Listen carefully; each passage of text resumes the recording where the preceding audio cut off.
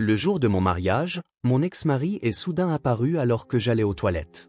Il m'a entraîné dans un coin caché. « Arrête la cérémonie immédiatement », a-t-il dit d'une voix tremblante. « Tu ne peux pas épouser cet homme. Il est... » Je l'ai regardé, confuse.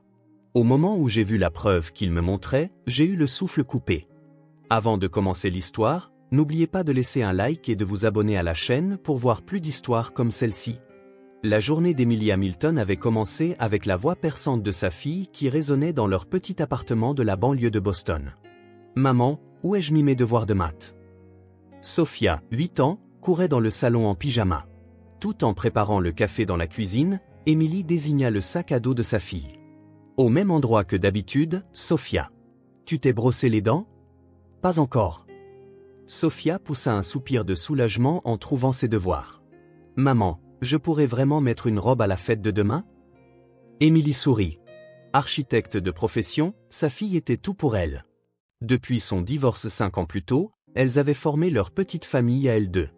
Demain était le jour de son second mariage, le jour où elle commencerait une nouvelle vie avec un homme merveilleux nommé David Smith. « Bien sûr que tu peux. N'oublie pas ta robe rose. » Les yeux de Sophia s'illuminèrent. « Tonton David va vraiment devenir mon vrai papa ? » « Oui, mon cœur. Nous allons être une famille de 3. » Après le petit déjeuner et avoir déposé Sophia à l'école, Emily se rendit à son cabinet d'architecture. Elle travaillait comme architecte principale au sein du département de conception résidentielle d'une entreprise bien établie qui fêtait son 50e anniversaire. C'était son dernier jour de travail avant son mariage, et ses collègues lui adressèrent leurs chaleureuses félicitations. « Emily, David est vraiment un gentleman », dit sa collègue Jennifer tout en examinant des plans. « Quand je lui ai parlé à la fête la semaine dernière, j'ai bien vu à quel point il tient à toi et à la petite Sophia. » Emily rougit. Elle avait rencontré David un an auparavant dans un café du quartier. Tout avait commencé lorsqu'il l'avait aidée avec élégance après qu'elle eut renversé son café. Sa manière calme de parler, sa gentillesse envers sa fille, surtout, sa stabilité financière était idéale pour Emily, qui avait connu des difficultés en tant que mère célibataire. Pendant la pause déjeuner, son téléphone portable sonna. L'expression d'Emily s'assombrit en voyant le numéro familier, Michael. La voix de son ex-mari retentit dans le combiné. « Emily, il faut que je te parle de demain. On peut se voir quelque part ? Qu'est-ce que tu veux encore ? Si c'est pour Sophia, on en discutera lors du prochain droit de visite le mois prochain. » « Non, c'est à propos de ton ?» Emily raccrocha. Depuis leur divorce 5 ans plus tôt, elle n'avait que rarement contacté Michael, sauf pour les visites de leur fille. Il disait toujours qu'il était très occupé par son travail, sans jamais lui préciser en quoi il consistait. Elle ne voulait pas remuer le passé à la veille d'un jour si important. Le soir, Emily se rendit à la boutique pour le dernier essayage de sa robe. La robe de soie d'un blanc pur épousait parfaitement sa silhouette, et son reflet dans le miroir était radieux. « Vous êtes magnifique, Madame Hamilton », s'exclama la vendeuse. David en aura le souffle coupé. Ce soir-là, une petite fête d'avant-mariage organisée par sa meilleure amie, Sarah, se tint dans l'appartement d'Emily. Plusieurs amis du quartier s'étaient rassemblés, et les rires fusaient tandis qu'elle sirotait du vin. « Emily, tu as l'air si heureuse », dit Sarah en levant son verre. « Je suis si contente que tu aies rencontré David. C'est l'homme parfait. » Entourée de ses amis, Emily se sentit profondément reconnaissante, envers ses amis qui l'avaient soutenue durant la période difficile après son divorce, et envers David qui lui avait offert un nouvel amour. À partir de demain, ils deviendraient enfin une famille complète. Après avoir couché Sophia, Emily s'assit seule dans le salon, contemplant sa robe de mariée. Demain marquerait enfin le début de sa nouvelle vie. Ses blessures passées avaient cicatrisé, et elle pouvait désormais bâtir un foyer stable et aimant. David était courtois, gentil avec Sophia et financièrement fiable. À partir de demain, nous serons une vraie famille. Emily se coucha, le cœur léger et rempli d'impatience pour cette journée si spéciale. Elle avait complètement oublié l'appel de Michael. Le matin du mariage commença avec un lever de soleil rose pâle. Emily se réveilla à 6 heures, plus tôt que d'habitude, le cœur bondissant devant le magnifique paysage d'automne de la banlieue de Boston visible depuis sa fenêtre. Elle avait attendu ce jour depuis si longtemps. « Maman, tu es réveillée ?» Sophia passa la tête par la porte de la chambre. Bien qu'elle dormît habituellement bien plus tard les samedis matins, elle semblait comprendre que ce jour était spécial. « Bonjour. Aujourd'hui, c'est la journée spéciale de maman. » Émilie serra sa fille dans ses bras, essayant de graver ce moment de bonheur dans sa mémoire. Elle avait rendez-vous le matin au salon de beauté, et sa mère, Hélène, devait venir chercher Sophia. Après un petit déjeuner léger, Hélène arriva. Elle semblait sincèrement ravie du mariage de sa fille. « Émilie, tu es absolument radieuse aujourd'hui », dit Hélène en prenant les mains de sa fille. « David est un homme merveilleux. En voyant son attitude courtoise et sa gentillesse envers Sophia, je suis sûr que ton père, paix à son âme, serait rassuré. » « Merci, maman. Après ce qui s'est passé avec Michael, je n'aurais jamais cru pouvoir aimer à nouveau. » L'expression d'Hélène s'assombrit légèrement. « Oublie Michael. Il a fait son choix il y a 5 ans. Aujourd'hui, c'est le jour où toi, David et Sophia prenaient un nouveau départ. » Le salon de beauté haut de gamme, Bella Beauty Downtown, s'anima dès l'arrivée d'Émilie. Sa coiffeuse, Francine, était une professionnelle avec 20 ans d'expérience qui avait magnifiquement préparé de nombreuses mariées. « Optons pour un chignon classique pour la coiffure d'aujourd'hui », suggéra Francine en peignant doucement les cheveux d'Émilie. « Un style élégant et sophistiqué correspond parfaitement aux traits de votre visage. » Assise sur le fauteuil du salon, Émilie contemplait son reflet dans le miroir. Elle sentait qu'à la trentaine, elle avait acquis une beauté mûre, différente de celle de ses 20 ans, c'était le charme d'une femme qui avait gagné en expérience de vie.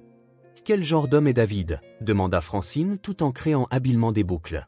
« Il est conseiller financier, très sincère, et il traite ma fille comme son propre enfant, » répondit joyeusement Émilie. « Nous nous sommes rencontrés dans un café il y a 1 an, et j'ai su tout de suite que c'était lui. » La maquilleuse, Grace, les rejoignit, appliquant soigneusement le maquillage sur le visage d'Émilie, un maquillage naturel mais suffisamment glamour pour un jour si spécial. « Les mariages de femmes comme vous sont merveilleux, » dit Grace en appliquant le rouge à lèvres. « Avoir de l'expérience de vie signifie que vous savez ce qui est vraiment important. » À 14 heures, Émilie quitta le salon de beauté et se dirigea vers le lieu de la réception, l'hôtel Grand Ballroom. C'était l'un des hôtels les plus prestigieux de la ville, réservé par David. Le lieu, décoré avec goût et élégance, était exactement le lieu de mariage dont elle avait rêvé. Émilie. Sa meilleure amie, Sarah, se précipita vers elle. « Je n'en reviens pas. On dirait une vraie princesse. » Les invités continuaient d'arriver, les collègues d'Émilie du cabinet d'architecture, les amis du quartier, ainsi que la famille et les amis de David. Le lieu était baigné d'une atmosphère chaleureuse. Les parents de David, Robert et Margaret Smith, étaient également arrivés. C'était un couple élégant d'environ 70 ans qui avait chaleureusement accueilli Émilie dès leur première rencontre. « Émilie, félicitations pour cette merveilleuse journée », la salua gracieusement Margaret. « Voir le visage heureux de David quand il parle de vous et de la petite Sophia me comble de joie en tant que mère. » Au moment des photos, Émilie enfila sa robe de mariée dans la loge. La robe de soie d'un blanc pur mettait magnifiquement sa silhouette en valeur, et la longue traîne s'étalait gracieusement sur le sol. Au moment où elle mit son voile, elle se sentit véritablement devenir une mariée. « Maman, tu ressembles vraiment à une princesse », s'exclama Sophia, sautillant de joie dans sa robe rose. Cependant, pendant les préparatifs de la cérémonie, de petits imprévus surgirent. Il y eut des problèmes avec les compositions florales dans la salle principale et des dysfonctionnements mineurs furent découverts dans le système de sonorisation. Émilie ressentit une pointe d'anxiété, mais le personnel de l'hôtel réagit rapidement et résolut tous les problèmes. « Ne vous inquiétez pas, Madame Hamilton », dit Jessica, la coordinatrice de l'événement, d'un ton rassurant. « Ces petits soucis sont assez courants. Tout est maintenant parfaitement en ordre, alors je vous en prie, ne vous en faites pas. » À 16 heures, le début de la cérémonie approchait. Seule dans la loge, Émilie faisait les dernières retouches à son apparence devant le miroir. Le reflet montrait qu'elle était en effet une mariée magnifique. C'était comme si toutes les luttes des 5 dernières années en tant que mère célibataire, les difficultés à concilier travail et éducation des enfants, l'avaient menée à ce jour précis. « Une nouvelle vie commence », se murmura-t-elle à elle-même dans le miroir. « Avec David, je suis sûre que nous pouvons construire un foyer heureux. Sophia aura un père merveilleux. » Par la fenêtre, le coucher de soleil d'automne de Boston brillait magnifiquement. La cérémonie allait bientôt commencer. David attendait devant l'autel. Les invités devaient avoir pris place. Émilie prit une profonde inspiration et se prépara à affronter le moment le plus important de sa vie. On frappa à la porte de la loge. Émilie se regarda une dernière fois dans le miroir et sourit. À partir d'aujourd'hui, elle commencerait un nouveau chemin dans la vie. Avec l'homme qu'elle aimait, Il construirait à trois une famille heureuse. Allons-y. Emily quitta la loge et se dirigea vers la salle principale. Le couloir était décoré de magnifiques fleurs, et elle pouvait entendre les voix impatientes des invités. Alors qu'elle marchait en soulevant avec précaution la longue traîne de sa robe, une anxiété soudaine l'envahit. Ce n'est que le trac, se dit Emily. Il était naturel que son corps réagisse avant le plus grand moment de sa vie. Elle décida d'aller aux toilettes pour faire les dernières retouches et se calmer. En se dirigeant vers les toilettes près de la salle, Emily aperçut au loin dans le couloir une silhouette familière. Un homme grand se tenait debout, comme caché derrière un pilier. À cet instant, son cœur se mit à battre à tout rompre. Michael. Son ex-mari, Michael, était là. Depuis leur divorce 5 ans plus tôt, c'était la première fois qu'elle le voyait d'aussi près. Il semblait plus mince que lors de leur mariage, et son visage arborait une expression grave. « Emily, je t'ai enfin trouvée. » Michael s'approcha d'elle. « Il faut que je te parle. Tout de suite. »« Qu'est-ce que tu fais ici? Comment es-tu entrée ?» Emily regarda autour d'elle, confuse. « C'est le jour de mon mariage. Tu n'as aucune raison d'être ici. Écoute-moi, Emily. Il en va de votre sécurité, à toi et à Sophia. » La voix de Michael était empreinte d'urgence. « J'ai essayé de t'appeler hier pour te le dire. » Emily secoua la tête. « De quoi parles-tu maintenant? Il y a 5 ans, tu nous as abandonnés. Quand Sophia avait 3 ans, tu as soudainement dit que ton travail t'accaparait et tu as quitté la maison. Et maintenant tu parles de sécurité?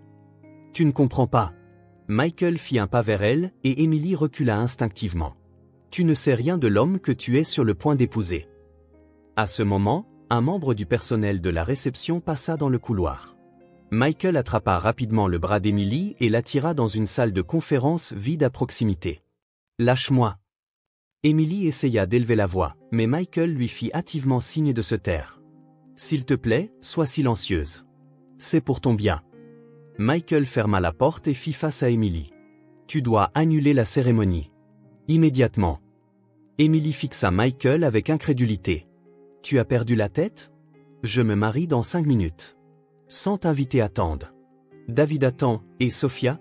C'est bien là le problème. » La voix de Michael tremblait. « Tu ne peux pas épouser cet homme.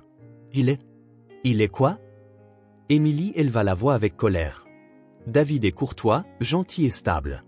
Il est tout le contraire de toi.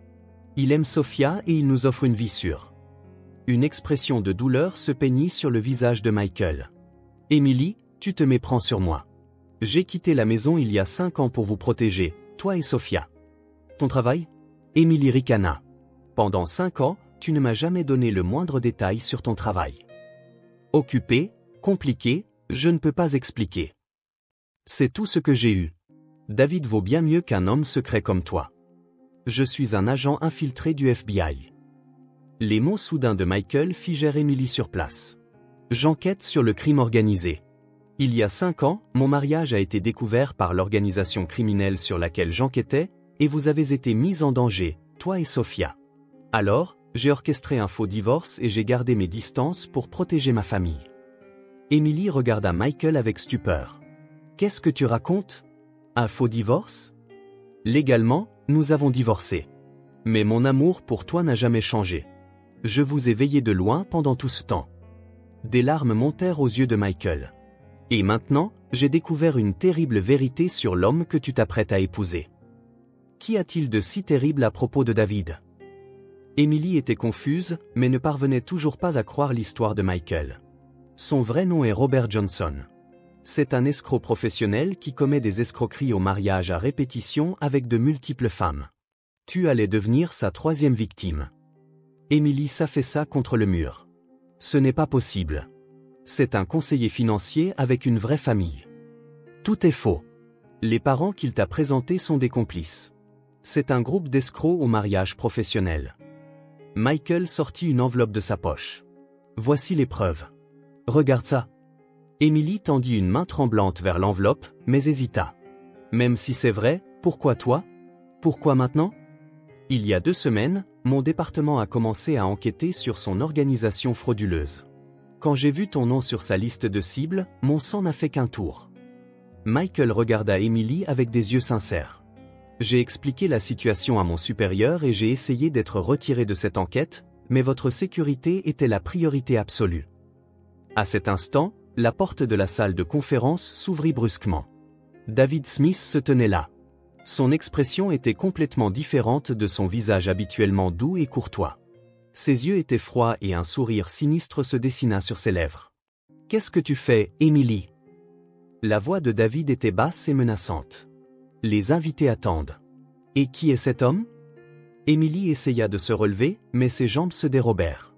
Michael se posta face à David. « Robert Johnson, vous êtes en état d'arrestation. » Au moment où Michael prononça ces mots, l'expression de David changea complètement. « Je vois. » L'ex-mari était donc un agent fédéral, ricana David. « Mais il est trop tard. Emily est déjà à moi. Une fois qu'elle aura signé l'acte de mariage, tout sera accompli. » Emily était prise entre les deux hommes, sentant son monde s'écrouler autour d'elle. L'amour auquel elle avait cru pendant un an n'était-il qu'un mensonge? Et l'ex-mari qu'elle avait détesté avait-il en réalité tenté de la protéger? Emily, appela doucement Michael. « Fais-moi confiance. Je suis là pour vous protéger, toi et Sophia. » L'air dans la petite salle de conférence devint soudainement électrique. Le regard froid de David, ou plutôt de Robert Johnson, était fixé sur Michael. Emily, prise entre les deux hommes, était incapable d'accepter la réalité. « Dehors, dit Robert à Michael. Ça n'a rien à voir avec toi. Emily est ma fiancée. » « Votre fiancée, ricana Michael. Elle n'est que votre troisième proie. Où est-ce la quatrième? » Les mains d'Emily tremblaient. « Michael, quelle preuve? Montre-les-moi. » Tout en surveillant attentivement Robert, Michael sortit plusieurs photographies et documents de l'enveloppe. Dès qu'Emily vit la première photo, elle eut le souffle coupé. C'était une photo de mariage. Le marié était David. Non, Robert. Mais la mariée était une femme qu'elle ne connaissait pas. Ça, c'est un mariage au Texas, il y a 2 ans. Le nom de la mariée est Jennifer Lee, expliqua Michael. Elle a perdu tous ses biens 3 mois après le mariage, et Robert a disparu. La photo suivante était similaire. Cette fois, c'était un mariage en Floride avec une autre mariée. Samantha Kennedy. Elle aussi a été trompée par la même méthode. Emily fixait les photos, ayant l'impression qu'elle allait s'effondrer. Mais ses parents, Robert et Margaret, leurs complices, affirma Michael catégoriquement. Ce sont des membres du groupe d'escrocs, jouant divers rôles. Parfois des parents, parfois des amis, parfois des témoins. Robert, d'abord troublé, éclata soudain de rire. « Je vois que vous avez bien enquêté, l'agent. Mais qu'est-ce que ça change que vous ayez des preuves? Emily m'aime déjà. J'ai sauvé la femme que vous avez abandonnée il y a 5 ans. Tu m'as abandonné, se retourna Emily vers Michael. Je ne t'ai pas abandonné. La douleur était évidente dans la voix de Michael. Alors que j'étais en mission d'infiltration pour enquêter sur le cartel de la drogue Dominguez, mon identité était sur le point d'être révélée. J'ai entendu le chef de l'organisation parler d'éliminer la famille de l'agent. Pour vous protéger, toi et Sophia, je n'avais pas d'autre choix que de prendre mes distances, en apparence. Emily était confuse. Mais pourquoi ne m'as-tu pas dit la vérité? Le règlement du FBI m'interdisait de discuter des missions, même avec ma famille. De plus, si tu avais su la vérité, tu aurais été en danger encore plus grand. Robert les interrompit. Une histoire touchante, mais il n'y a plus de temps. Emily, tu vas m'épouser. Une fois ce mariage conclu, tes biens deviendront légalement les miens. Quels biens?